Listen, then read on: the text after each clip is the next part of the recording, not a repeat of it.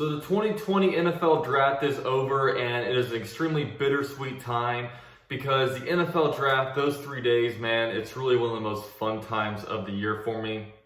It's a lot of fun. But at the same time, it is a little bit relieving. It's a lot of pre-draft anticipation that goes on. You're extremely nervous who your team is going to get. And now all the picks are in. We know where our team is going forward. We know who the big guys that are going to make impacts are on our team going forward. And it's pretty much a relieving time. In this video, I'm going to give you guys 10 takeaways from the 2020 NFL Draft going into this upcoming season. So let's get it. Now I do want to go ahead and apologize for the echo in this room. I just bought a new house and my audio isn't right now. There's a lot of echo. I am working on that, just so you guys know. So hopefully that is fixed in the next coming week or two. But anyway, the Jaguars in this draft. My first takeaway from this whole thing is defense. The Jaguars picked a lot of guys on defense. 3 out of our first 4 picks were on defense, and 6 out of our first 8 picks were defense. Obviously, a lot of things happened on the defense. Some of our key departures were Calais Campbell, AJ Boye, Marcel Darius. Even Jalen Ramsey was a departure because he left we traded him in the middle of the 2019 season, and there was really no way we could recover from that unless we traded with another team. And also Ngakwe, question mark, maybe he plays this year, maybe he doesn't, but obviously there were a lot of holes on the defense that we needed to address, and that happened.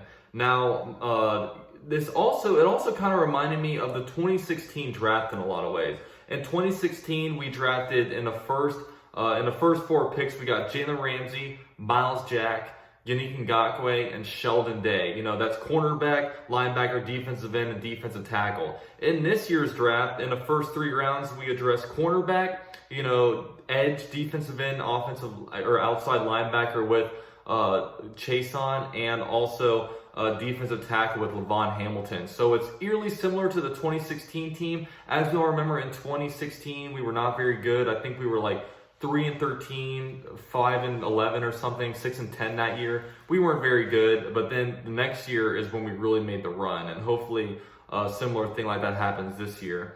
And another takeaway, my second takeaway, is that this is Gardner Minshew's team. There was a lot of talk that the Jaguars were going to try to move up to get a quarterback, whether it been Tua Tagovailoa or Justin Herbert. I was hearing a lot, but all the speculation came in, and this will be Gardner Minshew's team going forward. Obviously, Cam Newton is still out there, but let's be real. We all know the Jaguars, and I just think it's highly unlikely that they go out there and sign Cam Newton. So at the end of the day, 2020, this will be Gardner Minshew's team. We'll see how he does in 2020. We'll reevaluate the position in 2021 to determine whether we want to draft a guy or maybe do something in free agency at that quarterback spot. So obviously the only thing we did was we drafted the quarterback in the 6th round, Jake Luton, I should say. It's something I think we need to do every year, is draft a quarterback in the later rounds just to see if we get a Tanner Lee or if we get a Gardner Minshew.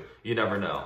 My third takeaway is Leonard Fournette. The Jaguars tried to move Leonard Fournette. At least that's a rumor that came out. They were not able to. So Leonard Fournette will most likely be on the Jaguars in 2020. And they also didn't draft any running backs. You know what I mean? It was talked about that the Jaguars, maybe they go and get J.K. Dobbins.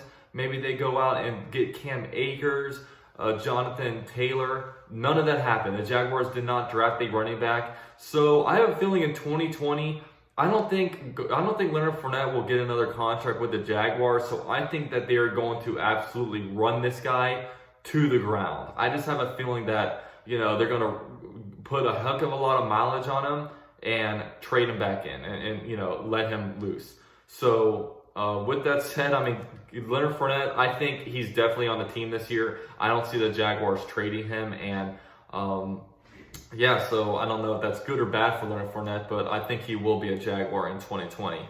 Also, is Ngakwe here to stay? The Jaguars tried to move him. It didn't happen. I don't think Ngakwe helped himself with with how he's acting on Twitter. And I'm not, it may sound like I'm this big ownership person. I'm on the front office side, but Yannick Ngakoue, he was just weird on Twitter. And after the whole Tony Khan stuff, you pretty much stopped talking on Twitter. I don't know if his agent said, look, this really isn't good for you to do.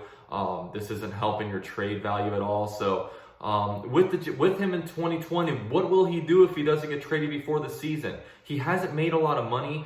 If he sits out this year, he is losing $19.3 million for a guy on a third-round contract that hasn't made the kind of money that typical NFL players make at his kind of level.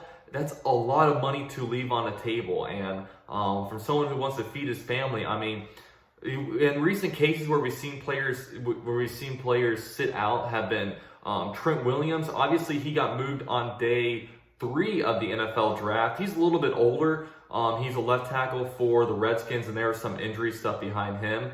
Another case was Le'Veon Bell, who sat out from the Steelers. He played his first year on a franchise tag, but the Steelers were going to sign him, or were going to put him on another franchise tag, which is even more money in the second year. But he decided to sit out the whole entire season, and the contract that he got wasn't very good. But obviously, in some cases, it's apples versus oranges. Obviously, we all know that running back is one of the least valued positions in the league, while defensive end is one of the top valued. But with Ngakoue, if he wants to be traded, I think he's going to have to lower what he wants out of a contract. I don't know what's going to happen. Like, he will have to lower his number if he wants to play on another team in 2020. I think he has some good trade value.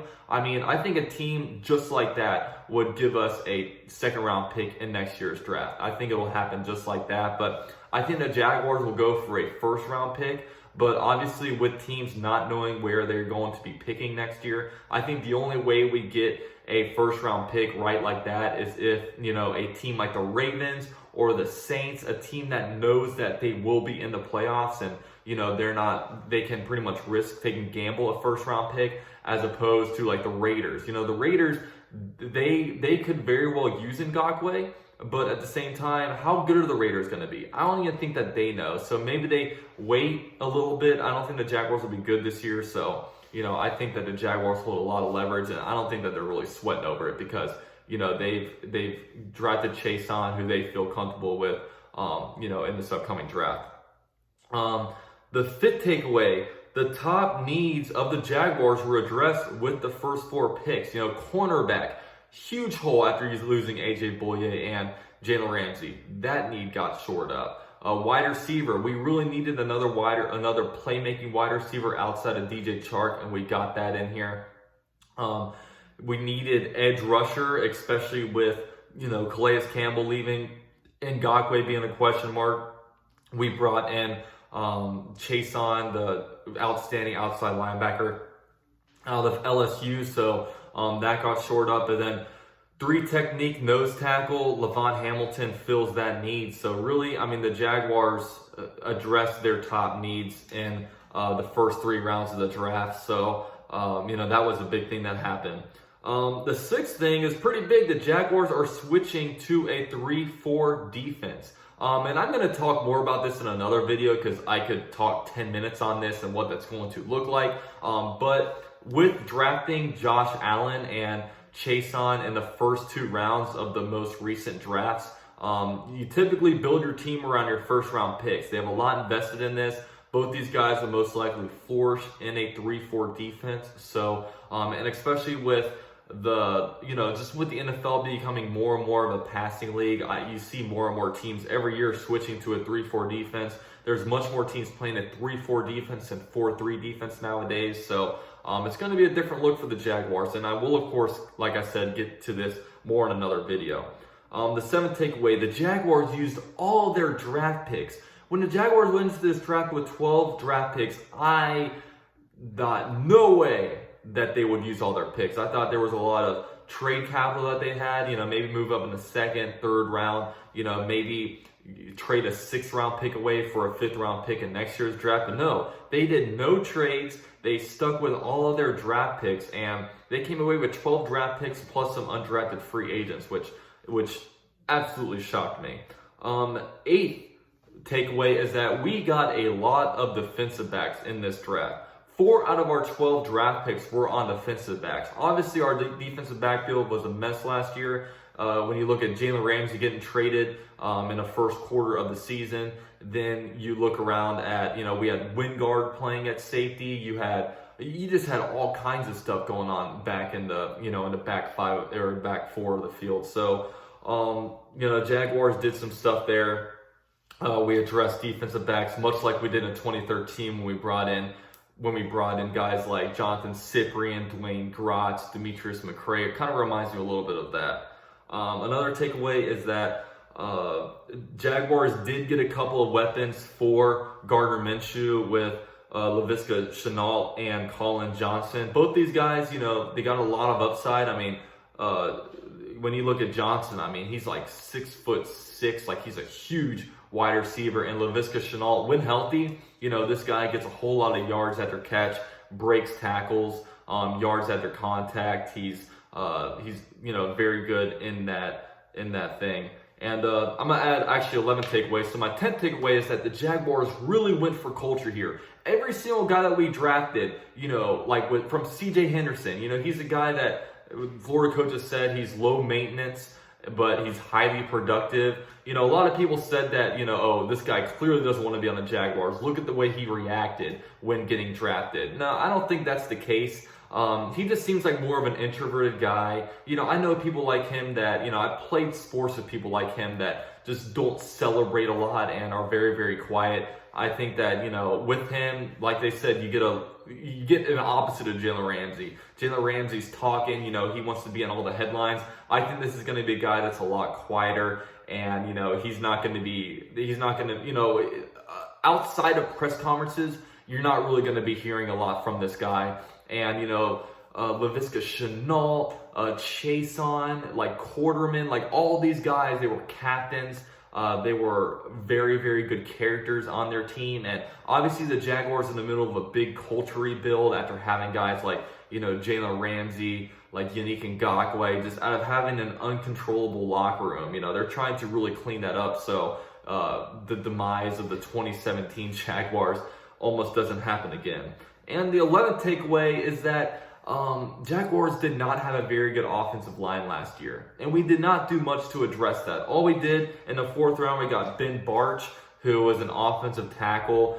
We got him in the 4th round and, from a small school. Other than that, our starting offensive line might be the same exact one that we had in, 2019. So that definitely concerns me because it was not very good last year. So that's my first initial draft takeaways. I will do more videos. I'm going to do a live stream at some point this week with Jordan DeLugo from GenJag.com. He studied the draft like crazy this year, and we'll go on and do a live stream and evaluate all the picks that the Jaguars did, maybe assign some letter grades and just discuss player by player when it comes to that. And just some more draft videos also come along the way. And I want to end this video off by just giving thank you to everybody who watched all of my draft videos. I was pumping videos out like crazy, and I appreciate that all you guys appreciate it. And another thing, the memberships for this channel are going crazy. I never thought you guys would respond the way you did. Shout out to Tony G for joining the Cub level, Matt J for joining the Big Cat level, and I had 3 new members for the Pride of UCF, Jaguar, Sports Dom, Augustin D, and Zach O. So just huge thank you for everybody for continuing to support this channel, continuing to go to me as your primary source of Jaguars news and coverage. It's extremely humbling to me. I'm a guy that I do this by myself. I don't have, I don't have media access. I don't have any of this. This isn't my full-time job. This is just what I do on the side. And just the fact that you guys appreciate the videos as much as you do, I really can't thank you guys enough. You guys motivate me to make videos, and I'll continue doing my best for you guys. So with all that said, thank you for watching the video. Follow me on Twitter and Instagram at UCF_Jaguar. Click on the links down below. There's all kinds of stuff down there if you want to order merch from me. If you want to follow Generation Jaguar, they always put out some good stuff. And like I said, thanks for watching. Go Jags.